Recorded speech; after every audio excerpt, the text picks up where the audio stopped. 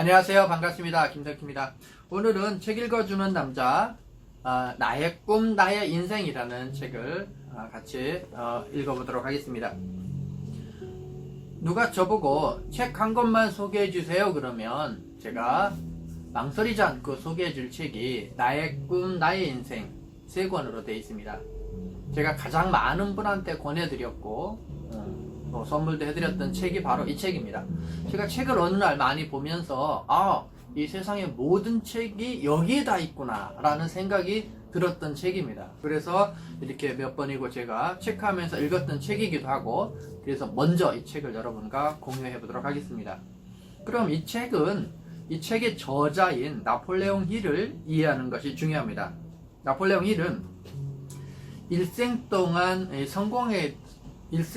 성공하게 돼서 연구와 강연, 저술 활동을 한 미국의 대표적인 사람입니다.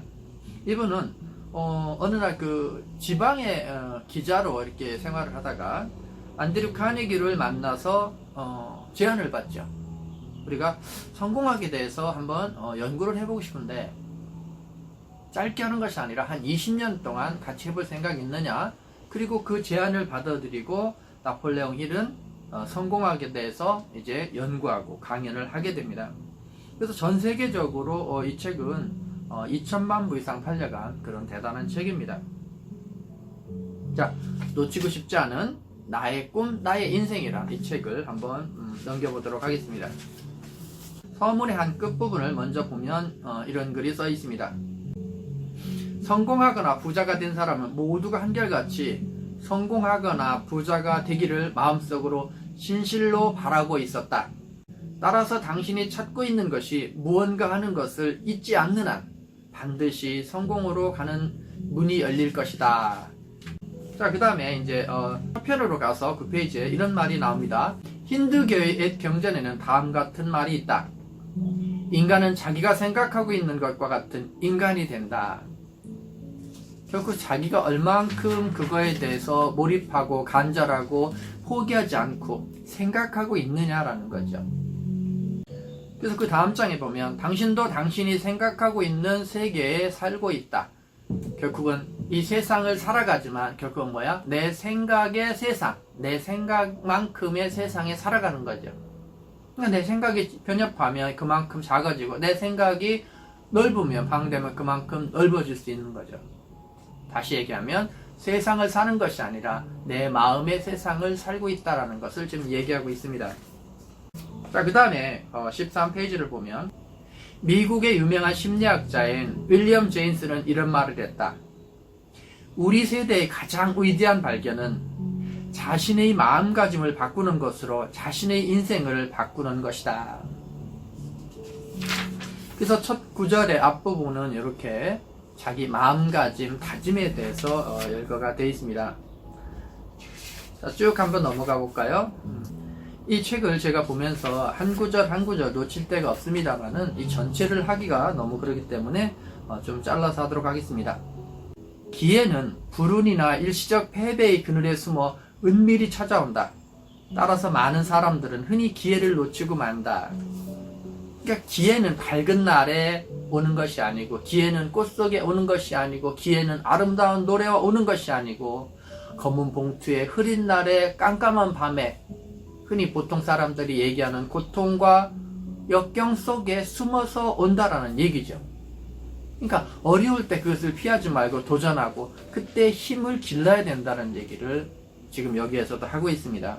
여러분이 혹시라도 어렵다라면 지금이 기회다. 변할 기회. 이 지금이 기회다. 빨리 변할 기회. 이것을 뭐라고 그랬어요? 혁신이다. 사람은 혁신, 빨리 어떤 변화가 있지 않으면 안 된다. 점진주의는 인간을 변화시킬 수 없다. 이제 그런 내용들이죠. 실패의 최대의 원인은 일시적인 패배에 너무 간단히 단념해버리는 것이다. 이것은 누구나 한 번쯤은 경험하고 있지 않을까? 결국 성공은 더 많은 걸 시도하고 더 많은 역경을 이겼다라는 거죠. 그래서 우리가 성공한 사람들은 저 사람이 돈을 많아서 명예가 있어서가 아니라 그런 역경을 많은 사람이 포기했다라면 그걸 이긴 사람이라는 거죠. 그래서 이런 부분에 대해서 딱 인식하고 여러분이 이 책의 앞에 부분 내가 마음 먹고 그걸 잊지 않으면 반드시 이루어진다라는 거예요. 근데 생각하고 있다라고 생각하는데 그 생각을 강인하게 해야 된다는 거예요. 이거는 우리의 얘기예요. 여러분의 얘기나 저의 얘기다. 자, 그 다음에 이제 25페이지로 가면 미국에서 성공한 사람이라고 불리는 500명 이상의 사람들이 나에게 한 말의 공통점, 이게 나폴레옹 힐을 얘기하겠죠. 나에게 공통점은 위대한 성공이라는 것은 사람들이 패배의 투구를 벗은 그 시점에서 얼마 지나지 않아 모두 찾아왔다. 사람들이 이건 내 인생이 아니야, 어려움이야, 힘들어라고 포기한 그 시점, 그 인계점을 넘었을 때 모두 봤다는 얘기죠. 잘 보면 내용이 연결이 되잖아, 그죠? 그런 내용이 있습니다. 즉, 절망의 저편에서 항상 절망의 역경의 반대편에 성공이 기다리고 있다라는 말을 하고 있습니다. 좀 넘어가 볼까요?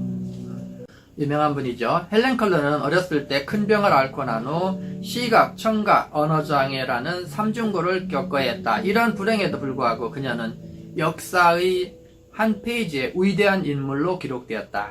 그녀는 생애를 통해서 패배를 인정하지 않는 한 누구에게도 패배는 있을 수 없다라는 말을 실질적으로 증명한 사람이다. 헬렌 컬러의 그 일대 영화를 보면서도 참 눈물 나고 많은 경험을 했습니다만은 그 역경, 지금 여기 있듯이 시각, 청각, 언어 장애 모든 세 가지 장애를 극복하고 대학을 나오고 공부를 하고 눈, 귀 아무것도 안 보이는데 그런 것을 엄청난 시련을 이기면서 결코 했던 그런 분이십니다. 인생을 싼값에 파는 사람에게 인생은 그 이상의 지불을 하지 않습니다. 뒤에 가서 후회해봐도 이미 소용이 없습니다. 인생에 고용되려고 하는 사람에게 인생은 원하는 만큼의 급료를 주겠지만 한번 급료가 결정되면 일생 그 급료로 참아야 합니다.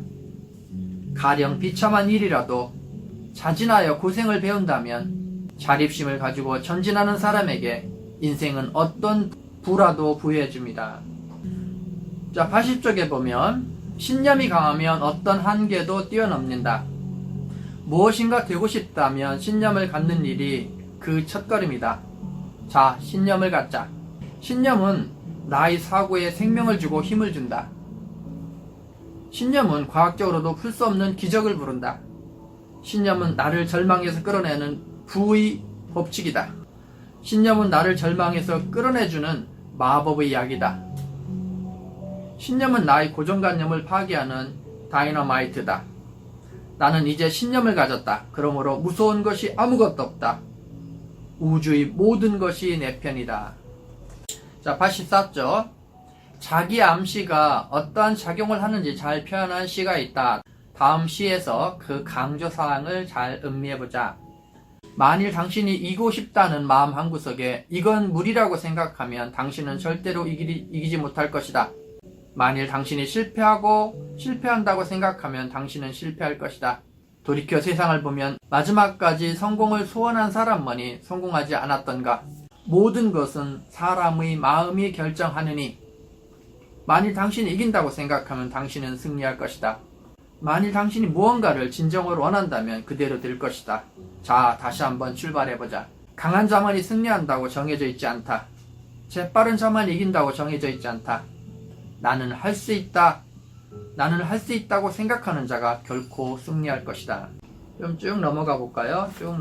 평사원으로 출발하여 차차 승진하겠다는 생각은 진정한 사고방식일지 모른다. 그러나 이 사고방식은 최대의 결점은 평사원에서 출발하여 대부분의 사람들은 현실적으로 승진의 기회를 잡기는커녕 기회가 보이는 높이까지 머리를 쳐들 수 없는 경우가 하다하다.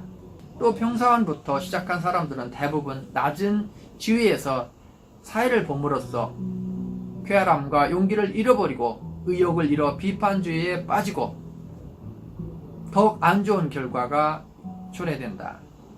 자, 여기서 하는 얘기는 그거예요.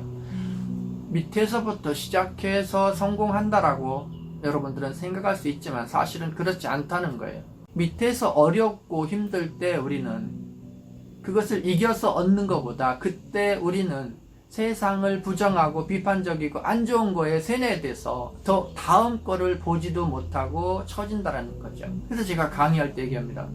여러분은 밑에서부터 고생해서 성장하는 것을 원하세요. 여러분은 자식이 잇따라가면 밑에서부터 고생해서 성장시키겠습니까? 1번. 아니면 공부를 충분히 해서 세상을 보는 안목을 키운 다음에 중간관리자 아니면 임원 어느 단계부터 자식을 성장시키겠습니까? 2번. 70%의 사람들이 고생부터 해서 성장하는 것이 발전할 거라는 생각을 갖기 때문에 선택하는 경우가 많습니다. 그런데 재밌는 것은 성공한 기업인의 자식들은 그렇지 않아요. 지금 여기서 하는 얘기가 그겁니다. 고생해서 성장하는 것도 고생할 때 패러다임이 잘못 설정되기 때문에 위에도 못 보는 거예요. 긍정적인 관점, 패러다임이 그렇게 중요하거든요. 지금 그 얘기를 이 성공학을 연구한 대가 나폴레옹 힐이 얘기하는 겁니다. 저도 이 글에서 아주 공감이 갔어요. 이 글을 공감하고 여러분한테 강의할 때 쓰는 겁니다. 오늘은 여기까지 하겠습니다. 감사합니다.